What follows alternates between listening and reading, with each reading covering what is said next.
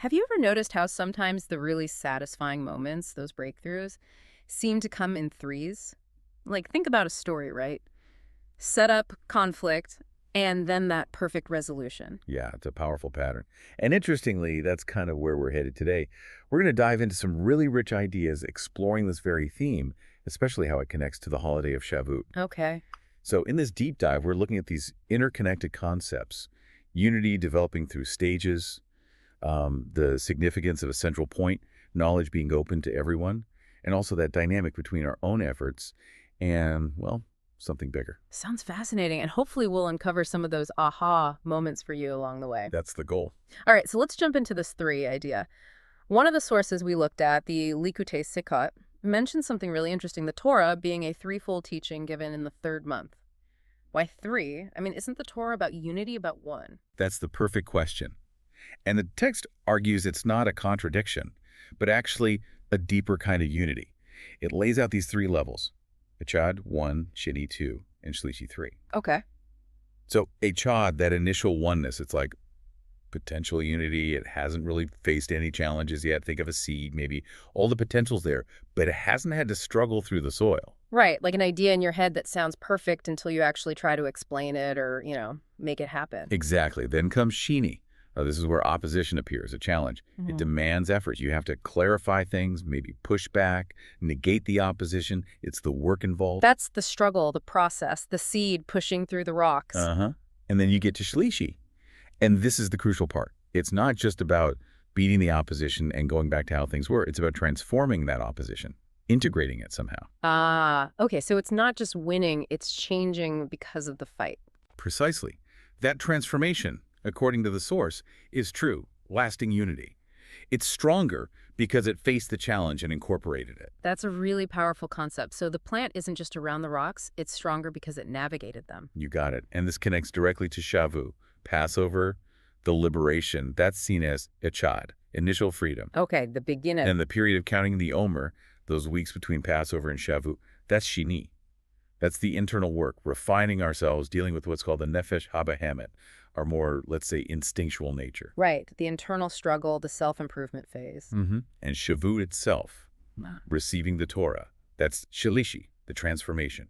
That instinctual nature is elevated, transformed by accepting the Torah. It's the peak of that three-stage journey. Wow, okay. That reframes the whole sequence. Yeah, and it makes you wonder, right, where else does this idea pop up, this transformative third stage? Have you seen anything in the material you've been looking at about synthesis, maybe? Resolving conflicts not by choosing sides, but by creating something new. Absolutely. It really clicks. There's this whole strand about needing synthesis, not just analyzing different viewpoints, but really integrating them to reach a higher understanding. It's exactly that idea of transformation through engagement, not just dismissal. Interesting. Okay, so moving on, Shavuot's significance is highlighted in another way too. The Zohar actually describes it as superior to other holidays. Superior? How so? Because of its position, right in the middle, between Passover and Sukkot. It emphasizes the Kav Hansai, the midline, the central point. Think of it like the fulcrum on a scale. It's essential for balance. So its importance comes from being central, balanced. What's so special about this midline? Well, the idea is that this central line is kind of the root of everything else. It connects to the deepest essence, the keter or crown, the ultimate source. And this centrality is linked to learning Torah Lishma. Lishma. That means for its own sake, right? Exactly. Not for a reward, not for status, but purely out of love for the wisdom itself and the connection to the divine it represents. The motivation is intrinsic. So the focus shifts inward to the value itself. Precisely. And there's this great example from the Gemara Hillel saying even the poorest person must study Torah, and Rabbi Elazar ben Charsim saying even the wealthiest must. So circumstances don't matter. The point is, they're secondary. What matters is the inherent chius, the vitality, the life force, and the geshmak, the sheer delight, the pleasure found in the Torah. This comes from the idea that Oraita Vikucha Brishi Kula Chad, the Torah, and God are fundamentally one. That inherent joy makes study essential, regardless of obligation or situation. That's powerful. The idea that the joy itself compels you, it really underlines that central importance. And that connects to something I saw about intrinsic motivation being key for real engagement. Yes, exactly. And Shavuot is seen as the time to strengthen this connection. It's noted as when Moses gave the Chumash, It's the anniversary of King David, think Psalms, and also the Baal Shem Tov, think Tanya. It's a focal point for deepening that wisdom connection. So multiple layers reinforcing that central theme of Torah study. Right. If the material you're exploring has a core principle that everything else radiates from, you see the parallel, right? This elevated central status. Definitely. There's a foundational concept in what I've been looking at that acts just like that, a central pillar holding everything else up. Okay, another big theme, accessibility. The Torah, we're told, was given in the Midbar, the desert, and the desert is described as Hefker. Hefker, meaning ownerless, unclaimed. Exactly, like a public space belonging to no one in particular. The symbolism is pretty clear. The Torah is available to everyone. No prerequisites of status, background, nothing. It's universally accessible. Open source wisdom, in a way. You could say that. And the desert setting itself teaches another lesson. It's barren, right? Lacks basic comforts. Sark. So it teaches us to pursue this wisdom even when things are tough, when conditions aren't ideal. And it forces a reliance, a trust in the divine for our actual needs, our sustenance. So the lack of external resources sharpens the focus on the internal spiritual resource, the Torah, and fosters trust. That's quite an image for accessibility. It is. It's about prioritizing learning and trusting even, Yeah. or maybe especially, when things feel scarce. Does that resonate with themes of access or reliance on core principles in what you've seen? Directly. There's a huge emphasis on democratizing information, breaking down barriers, making core knowledge available widely, even when it challenges existing structures. The desert metaphor fits perfectly. Good, good. Okay, one last major theme.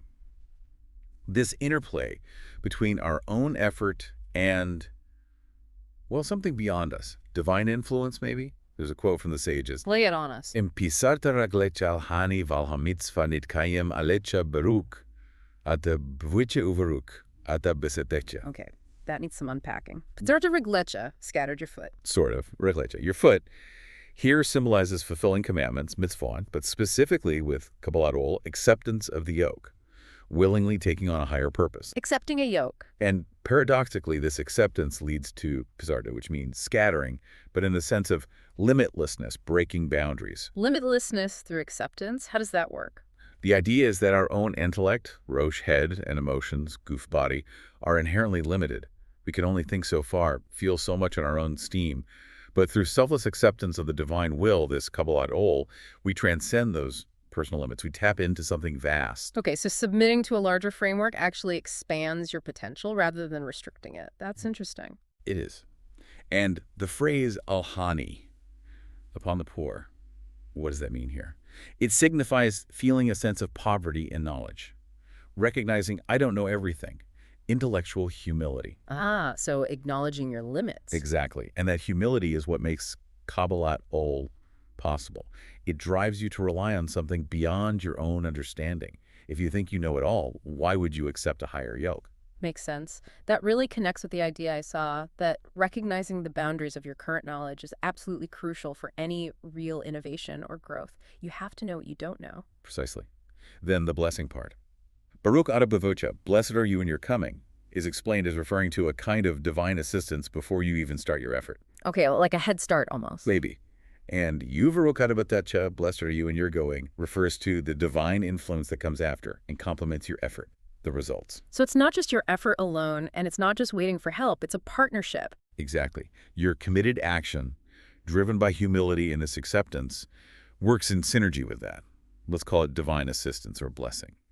There's a simpler meaning about physical journeys too, but the deeper one is about this dynamic.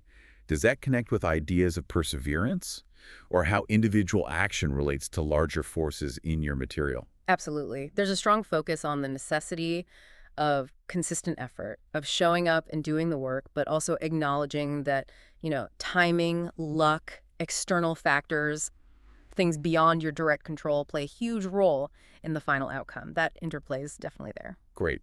So wrapping this up, we've traced these threads, haven't we? The journey through 3 stages to transformation. Right. The importance of that central point, the midline. The accessibility symbolized by the desert. And this dynamic of effort, humility, and divine influence. Yeah.